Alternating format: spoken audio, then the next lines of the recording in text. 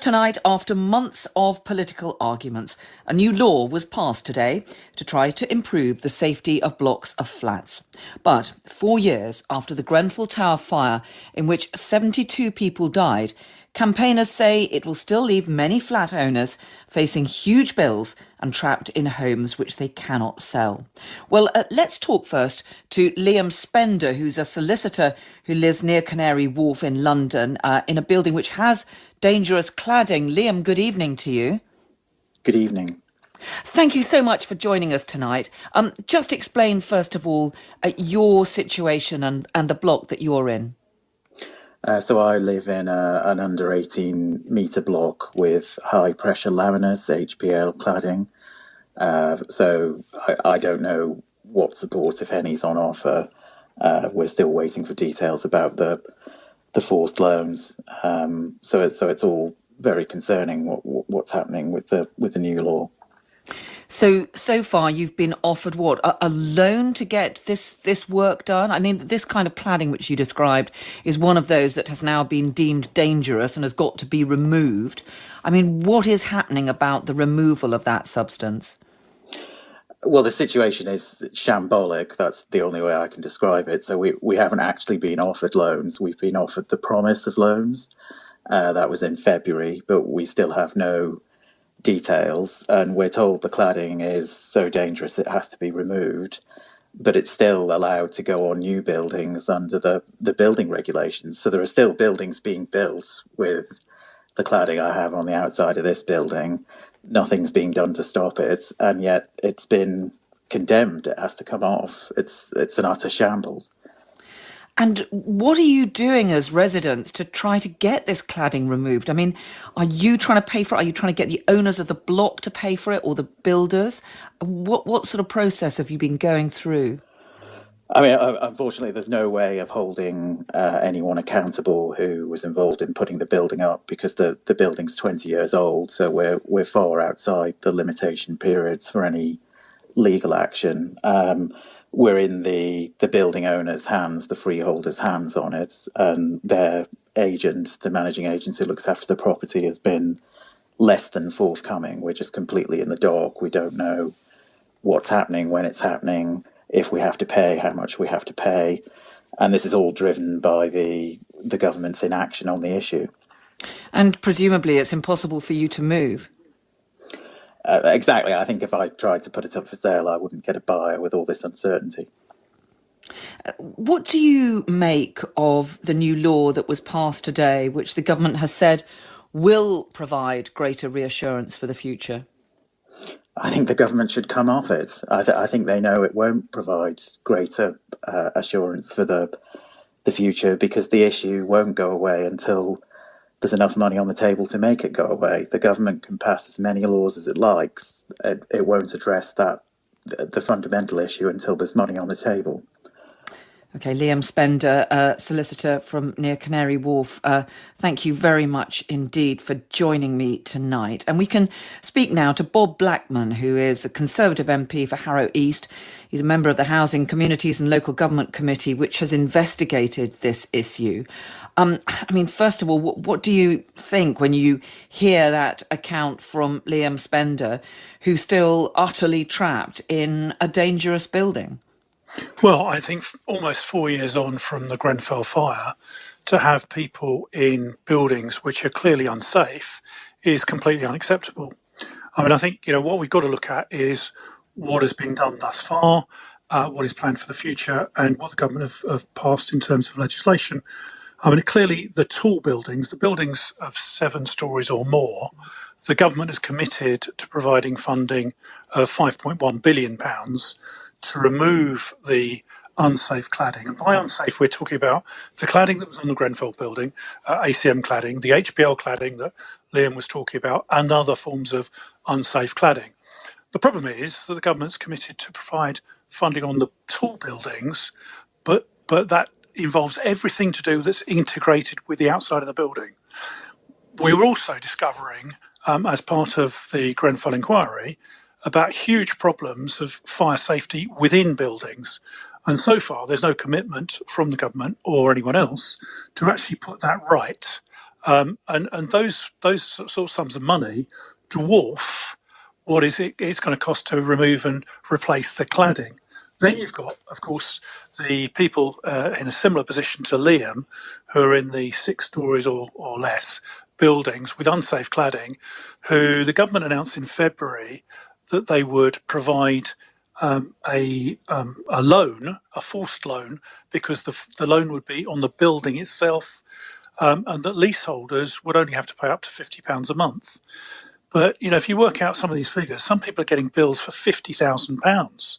£50 a month means the bill won't be paid for 100 years, and we just haven't seen the detail. So at the moment, the problem is the government haven't given us the details of this forced loan scheme that we can scrutinise and see whether it works or not. And you've got this bizarre position. I don't know if this applies to Liam, but Liam could be in a 6-story building and therefore get the full bill for replacing the cladding. Next door could be a 7-story building, and it will be the cladding and other means will be replaced free of charge. I mean, it's just basically not a fair position. And what I and other colleagues have been saying is the one innocent party in all this are the leaseholders. They didn't put the buildings up. They didn't make sure whether these were in accordance with building regulations or not. It is quite clearly the building developers who should be funding this. And some have stepped up to the mark, to be fair to them. Some have stepped up to the mark and paid money towards it. The government has put money forward for the most unsafe buildings, but our estimate is that to put this right is going to cost £15 billion, and the government's come up with 5.1 billion thus far, which I praise, but it's not enough. So what is the new law that's been passed today? What difference is that going to make? Well, the new law is the Fire Safety Act, which clarifies the responsibility for fire safety and sets up a new regulatory body.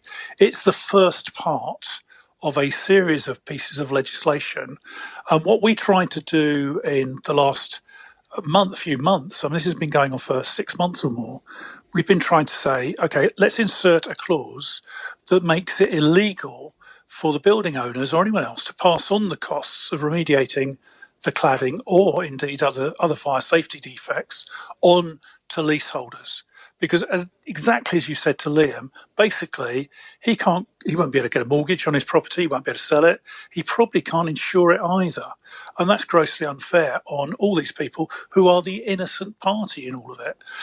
What we've said, we welcome the government's decision to impose a levy on the building owners and the building sector, and also a further tax to claw back the money from those builders and those developers that want to build tall buildings or indeed haven't stepped up to the mark to actually remediate the buildings that they built in the first place. I mean, that's a good start.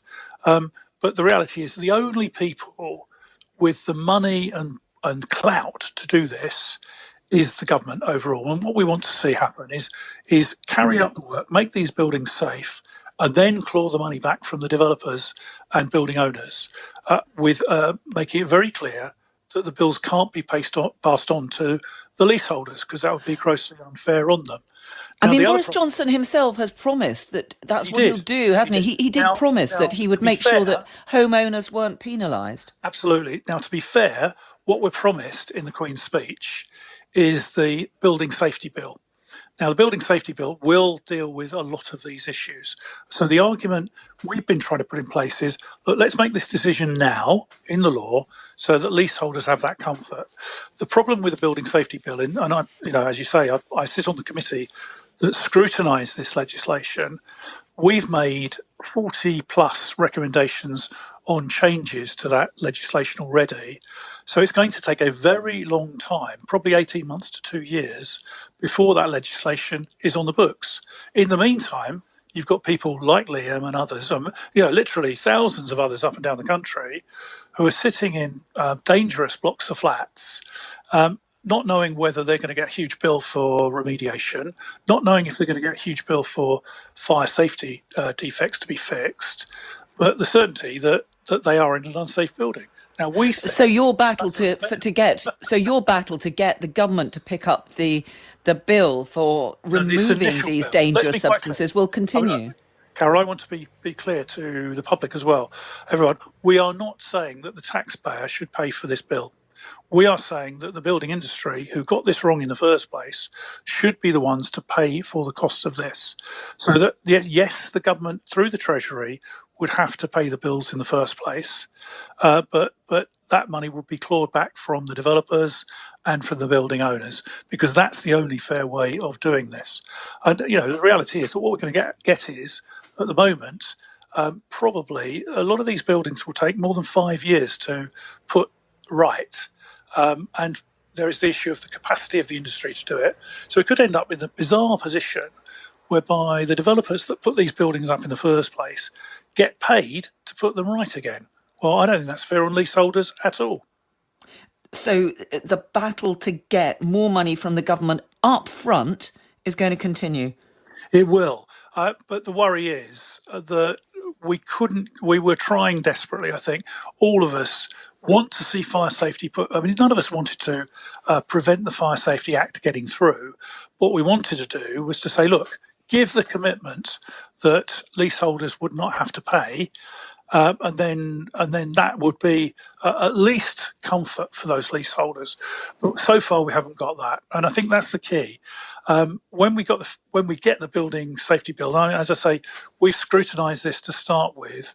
We still haven't got a response from the ministry of the various different recommendations we've made. Now, if the government accept the recommendations we've made, then we should protect leaseholders, and I think that will happen. However, we haven't got that assurance yet. Okay, well, I'm sure that for many people caught up in this, the idea of John Lewis decor is the last thing they're thinking of as a nightmare. But I mean, I know, Bob, you've been out on the campaign trail ahead of next week's election. Has this big row about the funding of Boris Johnson's Downing Street flat been much of an issue? No, the vast majority of people, I've only got one or two people that are the usual suspects who contact me and complain about everything under the sun. But the vast majority of people in my constituency will say to me, look, actually, if the Prime Minister got this paid for by someone else and it's not us paying for it, good luck on him.